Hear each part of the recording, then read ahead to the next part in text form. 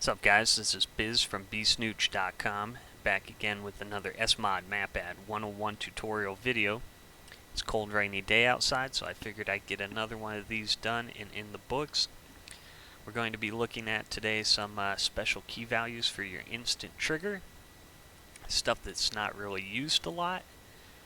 And I've got a simple little scenario that I'm going to build that'll show you how these more esoteric key values work.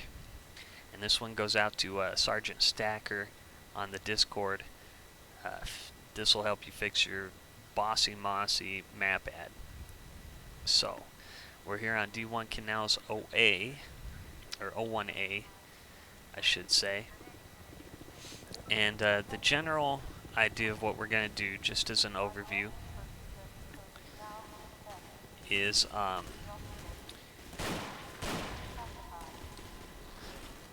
hang on a second.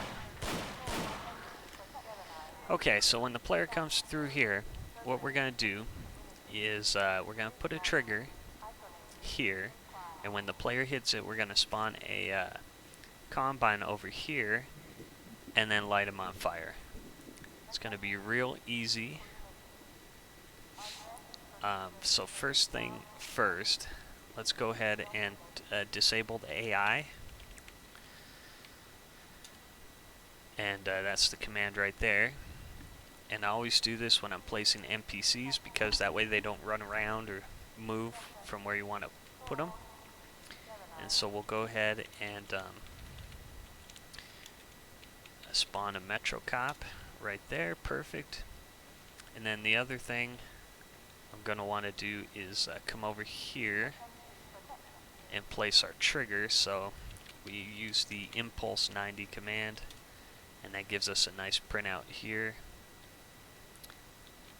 And we're also going to want to give ourselves the Fizz launcher, and we'll get our combine location. Remember, when you alt fire with the Fizz launcher, it prints out that nice Mapadd code.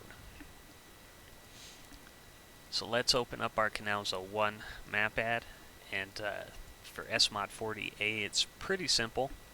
I'm going to go ahead and delete all of that, and we'll start by, let me blow this up a little bit for you guys. We'll start by placing our entities section, and inside of that we're going to make our instant trigger.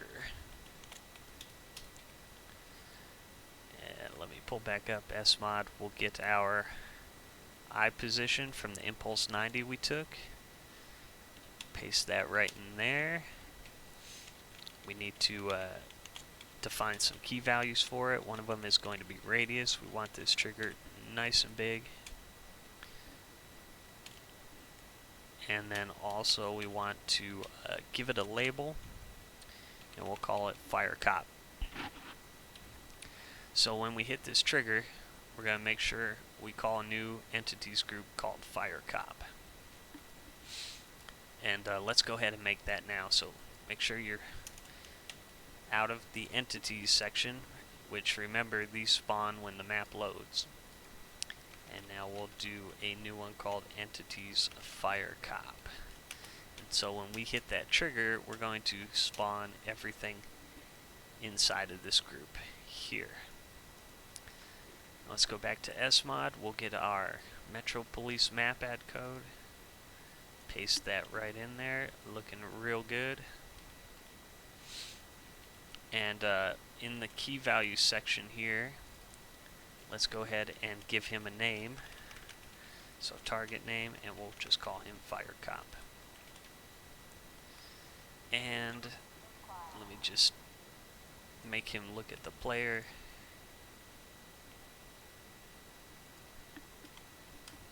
Add an angle to him. Okay. So now we've got our trigger right here. That spawns when the map loads. Then we have this section which spawns our Metro Cop when we hit the trigger, and then we need to set him on fire. So let's do just an event, And if you watch the previous videos, you'll remember that we need to tell it which entity we want to affect, so a target name, and then an action. We're going to ignite the cop, and then let's give it just a short delay. So now when we hit this trigger, it's going to spawn this guy, and then 1/10 of a second later, it's going to take our fire cop and light him on fire. Make sure you save the Mapadd, and let's restart the map and test.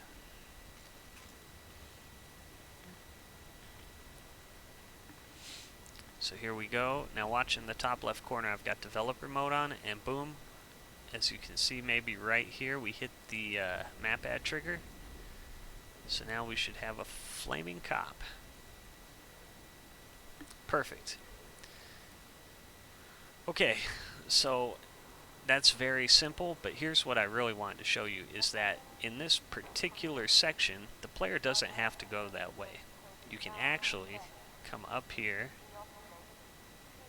jump on the train, and climb over. Now if you do that, you're not going to hit this trigger back here. So the player would miss this whole little scene.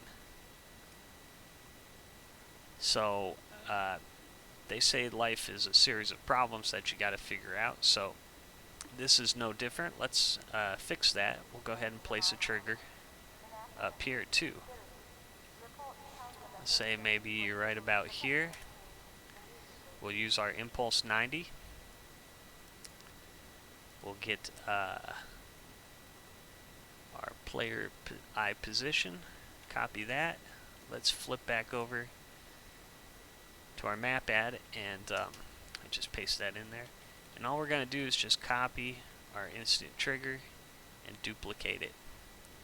Except we're going to use our new origin right there, and maybe a little smaller. Okay, so now we have two triggers. Got the one under the train, and the one if you crawl up the little garbage pile. That should solve our issue, right? Make sure you save your Mapadd file, restart the map.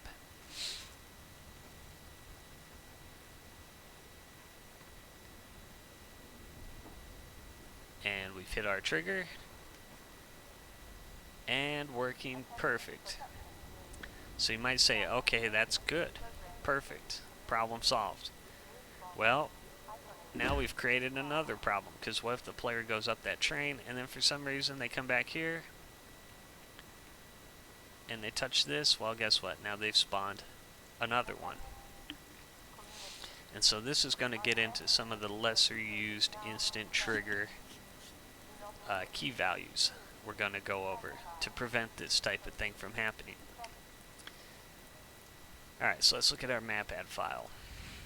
We have two commands that we're going to look at. The first one is remove group. No, actually, let's do the other one first. Let's do group. Now what this does is this key value can have any whole number in it, from like 1 to 999. I haven't tested how high it goes, but this is a number. And what this does is it places the trigger into a group. So for example, if we have group 5, let's put that in both of our triggers, then both of these triggers will belong to group 5.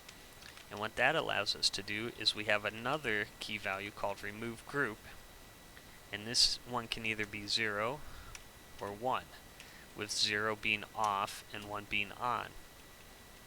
And what that does is when you hit this trigger, if it has remove group 1 set, then it will remove all triggers in its group. So if this one's group 5 and we hit it, it's going to remove this one, which is also group 5, and vice versa. Now the defaults for these, remove group defaults to 0, and I believe group defaults to 1 for every trigger if you don't specify something. So make sure you don't accidentally put remove group in and not specify a group, because it'll remove every instant trigger in your Mapadd without a group key value. So But anyways, this is what we do. We're gonna, when we hit the trigger, we're gonna remove all of the triggers in this triggers group, which is number 5. Let's save it. And we'll switch back to the game. Restart our map. And we'll just give it a little test here. So we'll crawl up under here. And check it out. We've hit the fire cop. Very good. Now let's test our other trigger. And if it worked properly, it should have been removed. As you can see, I'm standing in there.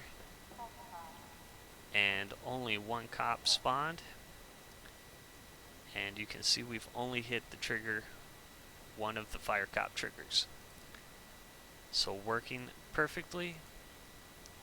And we'll just restart and test the other one just for completion's sake.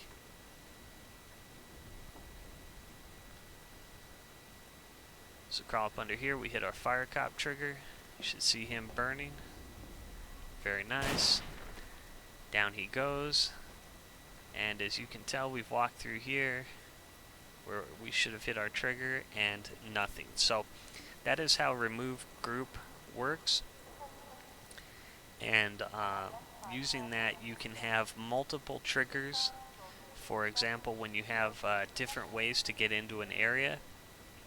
And then you can also, when the player hits one, you can remove a bunch of them at the same time. So yeah. Not often used, but pretty handy. And that's really all I wanted to cover today. Hopefully short and sweet. No, 11.5 minutes. Anyways, guys, bsnooch.com. Check out the Discord. Lots of stuff on SMOD over there. We'll see you guys next time.